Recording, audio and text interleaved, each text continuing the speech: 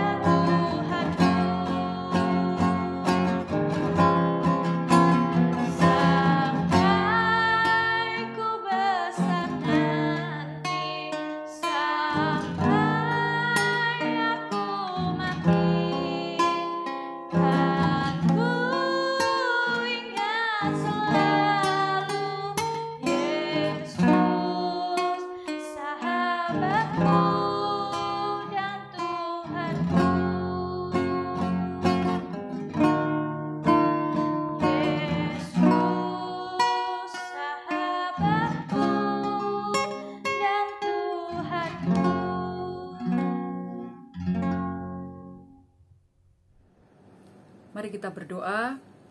Tuhan Yesus, kami mengucap syukur pada pagi hari ini kami boleh beribadah walaupun masih lewat online. Sekarang kami akan mendengarkan firman-Mu. Berkati kami supaya kami dapat mengerti, melakukan firman Tuhan dalam hidup kami. Dalam nama Tuhan Yesus kami berdoa dan bersyukur. Amin. Anak-anak yang dikasihi Tuhan, kelas besar dan tunas remaja. Ya, Ibu mau tanya sama kalian pada pagi hari ini, kalau kalian pernah nggak dengar lagu Persahabatan Bagai Kepompong? Sahabat. Apa sih yang terpikir dalam diri kalian kalau mendengar kata sahabat? Pasti ingat apa ya? Cerita siapa ya? Ipin Upin dengan teman-temannya. Wah, pasti nggak lagi ya. Coba kalau kalian mendengar kata sahabat, apa yang ada dalam pikiran kalian? Nah, anak-anak, kalau ibu tanya, sebutkan 5 orang nama sahabatmu. Kalian bisa sebutkan nggak? Nah, kita pasti bisa sebutkan. Sahabat adalah orang yang terdekat dengan kita. Nah, sekarang pertanyaannya. Nah, pertanyaan yang kedua. Bayangkanlah kalau media sosial Tuhan ya. Nah, siapa yang berada dalam daftar sahabat Tuhan? Kalau Tuhan buat dalam media sosial daftar sahabat, apakah kira-kira kalian, nama kalian ada nggak dalam daftar nama sahabat Allah? Wah. Atau kalau Tuhan mengirimkan permintaan pertemanan kepada kamu, aku mau menjadi sahabatmu. Wah, kira-kira gimana perasaan kita? Dia menunggu respon kalian menerima permintaan pertemanannya. Apa jawab kalian? Kalau ibu sih, yes, saya mau gitu. Nah, anak-anak yang dikasihi Tuhan, tema tema kita hari ini adalah Aku Sahabat Allah. Nah, coba kita buka dulu Yohanes 15 ayat 13 sampai 15. Kita sama-sama baca ya. Ibu baca, anak-anak juga baca ya. Ibu bacakan, anak-anak ikuti. Tidak ada kasih yang lebih besar daripada seorang sahabat yang memberikan nyawanya untuk sahabat-sahabatnya. Kamu adalah sahabatku, jikalau kamu berbuat apa yang kuperintahkan kepadamu. Aku tidak menyebut kamu lagi hamba, sebab hamba tidak tahu apa yang diperbuat oleh tuannya. Tapi aku menyebut kamu sahabat, karena aku telah memberitahukan kepada kamu segala sesuatu yang telah ku dengar dari Bapakku. Nah, anak-anak ini kasih Tuhan, sahabat. Nah, dalam ayat firman Tuhan ini, kalau kita menerima permintaan pertemanan Tuhan, menjadi sahabat Allah, menjadi sahabat Tuhan, kita memiliki 3 hak istimewa. Apa 3 hak istimewa yang diberikan Tuhan kepada kita kalau kita mau meresponi panggilannya menjadi sahabatnya? Nah, yang pertama di sini dikatakan ya, seorang sahabat itu syarat hak pertama adalah di sini dikatakan memiliki sahabat. Kalau kita menjadikan Tuhan sahabat kita, dikatakan itu hak pertama adalah kita memiliki sahabat yang rela mati untukmu. Dikatakan di sini ya, tidak ada ya lebih besar daripada kasih seorang yang memberikan nyawanya untuk sahabatnya. Nah, contohnya begini anak-anak. Nah, pada suatu hari ada seorang bandar narkoba. Nah, bandar narkoba ini dia sambil mabuk, dia naik mobil, tiba-tiba dia menabrak seorang pejalan kaki sampai tewas, mati. Dan pedagang narkoba ini harus menerima hukuman. Dia harus dihukum. Dan dikatakan kamu akan dihukum seumur hidup. Tetapi tiba-tiba sahabatnya maju ke depan. Dia bilang begini, Pak Hakim, bebaskanlah dia. Saya yang akan menanggung hukuman mati sahabat saya itu. Nah, apakah kalian punya teman di dunia yang seperti ini? Mau menggantikan ketika kita salah, dia mau menggantikan kita menanggung hukuman itu. Dia rela mati untuk kita. Nah, Yesus sebagai sahabat kita, dia melakukan hal itu. Dia mati untuk saya, untuk kalian, karena dia sangat mengasihi kita. Dikatakan ia menyerahkan nyawanya untuk sahabatnya. Yesus adalah sahabat yang sejati, yang terbaik yang kita miliki. Hanya dia satu-satunya sahabat yang mengasihi kita, rela mati untuk menebus kita dari hukuman dosa. Kematiannya membuktikan betapa besar kasihnya kepada kita semua. Jadi hak istimewa pertama adalah Yesus sebagai sahabat, dia rela mati untuk kamu. Nah, hak istimewa yang kedua, di sini dikatakan Allah yang memulai persahabatan dengan kamu. Nah, misalnya tiba-tiba Pak Jokowi kan mau ke Gresik ya, melihat smelter itu ya. Terus tiba-tiba dia mampir ke Surabaya. Ya, dia mampir ke Surabaya, kemudian dia ketemu dengan kalian. Nah, misalnya dia ketemu dengan Berton. Dia bilang begini, Berton, mulai sekarang kamu menjadi sahabatku. Ya, kamu menjadi sahabatku, aku akan mengajak kamu ke istana. Dan mulai sekarang, kalau ada sesuatu, aku akan menyampaikan itu kepada kamu. Bagaimana perasaan kalian kalau Pak Jokowi tiba-tiba, aku mau menjadikan kamu sahabatku? Kira-kira perasaan kita gimana? Atau perasaan ibu? Wah, pasti senang sekali ya. Pak Jokowi mau menjadikan kita sahabatnya. Tentu perasaan kita merasa penting, merasa bahagia, merasa bangga. Dan kamu pasti akan beritahu semua orang, hei, hari ini Pak Jokowi mengajak saya, meminta saya menjadi sahabatnya. Nah, anak-anak yang dikasihi Tuhan, Allah yang begitu besar, Allah yang Maha Kasih, Sang Pencipta, mau menjadi sahabatmu. Bukan kamu yang minta mau menjadi sahabat, tapi Allah yang mau menjadi sahabatmu. Jadi kalau kamu dipilih oleh Tuhan menjadi sahabatnya, itu adalah satu hak istimewa. Itu yang pertama, ciri kedua ya. Yang pertama tadi rela mati untukmu. Yang kedua, dia berinisiatif menjadikan kamu sahabatnya. Dan yang ketiga, di sini dikatakan di dalam ayat yang ke-15 tadi, karena aku telah memberitahukan kepada kamu segala sesuatu yang kudengar dari Bapakku. Jadi, hak istimewa yang ketiga, kalau kita ini sahabat Allah, adalah bagaimana setiap rahasia itu diberitahukan kepada kita. Coba kalau sahabatmu di sekolah, di rumah, memberitahukan rahasianya kepada kamu. Dia tidak menceritakan kepada siapapun, hanya kepada kamu. Itu artinya apa? Kita dipercaya.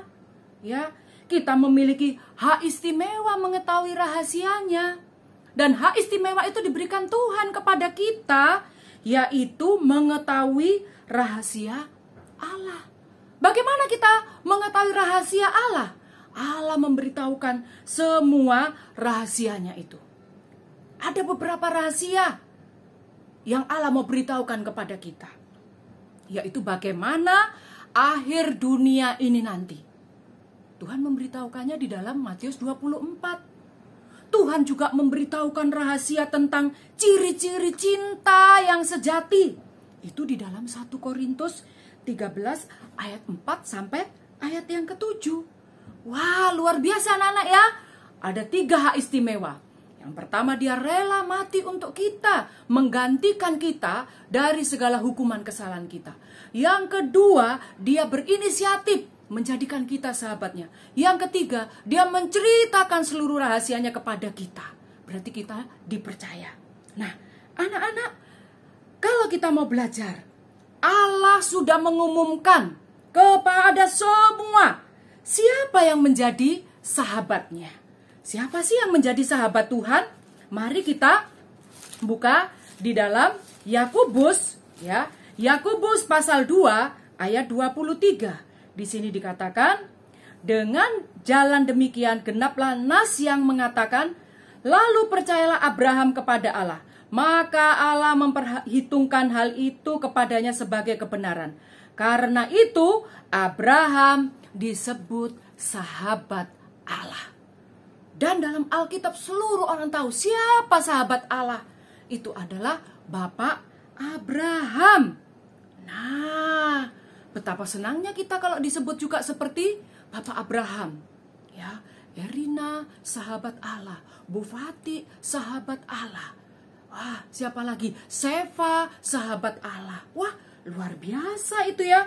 Nah, jadi anak-anak yang dikasihi Tuhan, seorang sahabat tidak pernah menyembunyikan apapun satu sama lain. Seorang sahabat selalu membagikan pikiran, cita-citanya, suka, dukanya kepada sahabatnya. Demikian juga dengan Tuhan dan Abraham. Nah, di dalam Kejadian 18 ayat 17 kita lihat ya bagaimana Tuhan menceritakan rahasianya kepada Abraham. Di situ dikatakan, berpikirlah Tuhan, apakah aku akan menyembunyikan kepada Abraham apa yang hendak kulakukan ini? Wah, mengapa Allah mau bercerita kepada Abraham? Karena Abraham adalah sahabatnya. Apa yang mau diceritakan Tuhan kepada Abraham? Rupanya anak-anak, kalian pernah dengar cerita Bapak Lot? Nah, Bapak Lot ini tinggal di Sodom Gomora. Sodom Gomora itu adalah kota yang penuh dengan dosa.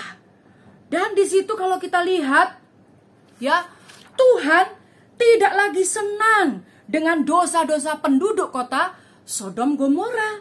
Maka, ya, Sodom dan Gomora itu adalah kota yang jahat. Maka Tuhan mau membinasakan kota itu. Tapi Tuhan ingat, di situ ada Bapak Lot. Ya, siapa bapak Lot? Keponakan Abraham. Nah, dan Tuhan di dalam Kejadian 18 ayat 17, masa aku tidak mau memberitahukan kepada Abraham? Akhirnya apa yang terjadi anak-anak? Karena Abraham adalah sahabat Allah, Allah memberitahukan tentang rencananya kepada Abraham. Ya, dia menceritakan itu. Dia mau melihat bagaimana perasaan Abraham. Allah tidak mau mengkhianati persahabatannya dengan Abraham. Maka Allah menceritakan itu semua kepada Abraham. Ya, di dalam Kejadian pasal 18, ya. Di situ diceritakan bagaimana Tuhan mau membinasakan Sodom dan Gomora. Dan itu diceritakan oleh Tuhan kepada Abraham. Nah, dan apa reaksinya anak-anak? Wah, Allah dengan Abraham bercakap-cakap sebagai seorang sahabat. Nah, apakah kalian pernah menemukan Allah di luar Tuhan Yesus yang mau bercakap-cakap dengan sahabatnya? Kita lihat di sini, Abraham berbicara akrab dengan Tuhan. Nah, ketika Tuhan mengungkapkan, menceritakan rencananya untuk menghancurkan Sodom dan Gomora, apakah berarti Tuhan minta izin kepada Abraham? Tidak, dia berkuasa. Atau apakah Allah meminta nasihat kepada Abraham? Tidak. Jadi mengapa Tuhan menyampaikan ini kepada Abraham? Tuhan menyampaikan rencananya menghancurkan Sodom dan Gomora supaya sahabatnya, Bapak Abraham itu menjadi bagian dari rencana Tuhan dengan mendoakan Sodom dan Gomora. Dan kalau kita lihat anak-anak, ya, di sini memang Tuhan menyampaikan rencananya. Dan Abraham bersafaat untuk Sodom dan Gomora. Apa yang kita pelajari? Ketika kita menjadi sahabat Allah, Dia memberitahukan kepadamu rahasia-rahasia dan rencananya yang besar dan agung. Tuhan juga mau kamu sebagai sahabatnya mengambil bagian melalui doa syafaat ataupun terlibat secara langsung dalam rencana Tuhan. Dia membukakan rencananya kepada kamu, sahabat-sahabatnya. Nah, sekarang pertanyaannya, yakin gak kamu itu sahabat Allah? Nah, bagaimana? Wah, aku gak yakin, Bu. Masa aku ini menjadi sahabat Tuhan? Nah, bagaimana meyakinkannya? Mari kita lihat di dalam 2 Korintus pasal yang kelima ayat 19. Ini ayat terakhir. Sebab Allah mendamaikan dunia dengan dirinya oleh Kristus dengan tidak memperhitungkan pelanggaran mereka. Ia telah mempercayakan berita pendamaian itu kepada kami. Nah, jadi kalau kita sudah diperdamaikan dengan Tuhan Yesus, mengakui dosa kita, kita menurut kehendak Tuhan, maka kita memiliki hak untuk menjadi sahabat Allah. Kita yang dulunya jahat, pemberontak, tapi karena Kristus sudah mati untuk dosa-dosa kita, kita bisa mendekat, ya, berbicara kepada Tuhan. Tuhan memulihkan hubungan kita, ya, dengan Tuhan. Dan oleh sebab itu, setelah kita pulih dengan Tuhan, berdamai dengan Tuhan, berdamai dengan diri kita, maka Tuhan akan memberikan semua rencananya kepada kita. Nah, anak-anak yang dikasihi Tuhan, kamu adalah sahabat Allah. Maka hari ini berdoalah, Tuhan Yesus, terima kasih, aku menjadi sahabatmu. Aku yang jahat, aku yang nakal ini, sudah kau selamatkan, sehingga aku boleh menjadi sahabat. Ya, oleh sebab itu, mari kita sungguh-sungguh bersyukur untuk karya Tuhan dalam hidup kita. Apa hak istimewa kita sebagai sahabat Allah? Dia rela mati untuk kita sahabatnya, menggantikan hukuman dosa kita. Yang kedua, Allah berinisiatif memanggil, memilih kalian menjadi sahabatnya. Dan yang ketiga, Allah memberitahukan rahasia-rahasianya kepada kita. Jadi ingat, di dunia ini tidak ada sahabat yang baik. Hanya satu sahabat kita, Yesus yang mau mati. Yesus yang mengasihi kita tanpa syarat. Mari kita berdoa. Tuhan Yesus, kami mengucap syukur bahwa kami diberi hak istimewa menjadi sahabat Allah. Maka tolonglah kami Tuhan, kami juga mau terbuka kepada Tuhan. Kami mau menjadi bagian rencana Tuhan, yaitu kami menjadi anak-anak Tuhan, menjadi sahabat Tuhan yang setia mendengarkan firman Tuhan. Kami menjadi sahabat Allah dengan cara kami hidup mengasihi Tuhan, mengasihi sesama, menjadi berkat bagi orang tua dan keluarga. Meteraikanlah firman Tuhan dalam hidup kami. Terima kasih Tuhan, karena Engkau sudah mau menjadi sahabat kami. Dalam nama Tuhan Yesus kami berdoa. Amin. Nah, kita akan memberikan persembahan. Untuk persembahannya, adik-adik bisa titipkan ke orang tua adik-adik masing-masing ya. Nah, kita akan mengakhiri ibadah kita. Kita angkat satu pujian, ada satu sobatku yang setia.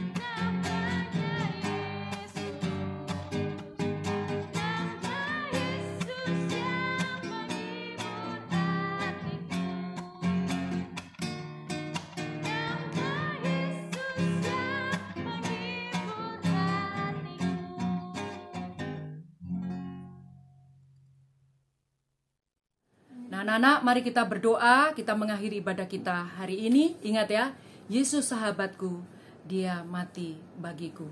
Maka dia sudah mengorbankan dirinya untuk kita, maka kita juga harus hidup mengasihi Tuhan dengan sungguh-sungguh. Mari kita berdoa. Tuhan, kami mengucap syukur karena kami sudah menyelesaikan ibadah kami. Terima kasih untuk firman Tuhan yang sudah Tuhan beritakan kepada kami. Abraham adalah sahabatmu, dan itu Engkau sampaikan kepada seluruh dunia ini. Dan kami adalah anak-anak Abraham, keturunan Abraham. Kami juga sahabatmu, karena Kristus yang memanggil memilih kami. Berkati kami semua, khususnya anak-anak Tuhan. Dari kelas besar, tunas, remaja, Kamis Gembira. Ingatkan mereka bahwa mereka adalah sahabatmu. Maka mereka juga dalam hidup mereka, dalam masa muda mereka ini Tuhan, mereka sungguh-sungguh berperilaku sebagai sahabat Kristus. Berkati dalam pergaulan, berkati dalam pendidikan, khususnya persiapan untuk belajar tatap muka. Berkati anak-anak, berikan kesehatan kepada mereka. Terpujilah namamu Bapa. Dalam nama Tuhan Yesus kami mengucap syukur dan kami berdoa. Amin. Bapa, terima kasih. Bapa, terima kasih. Bapa di dalam surga, ku berterima kasih. Amin. Amin. Selamat hari Minggu, Tuhan Yesus memberkati. Nah anak-anak, Ibu minta tolong kepada kalian. Coba ya, boleh nggak dikirimkan ke WA Ibu? Siapa? Sebutkan siapa sahabat terdekat kalian. Dan cobalah buatlah surat untuk sahabat kalian. Nah siapa? Tuhan Yesus. Tuhan Yesus, terima kasih Engkau menjadi sahabatku. Nyatakanlah itu lewat surat. Ya, coba ya, dikirimkan ke Ibu ya. Tuhan Yesus memberkati kita semua.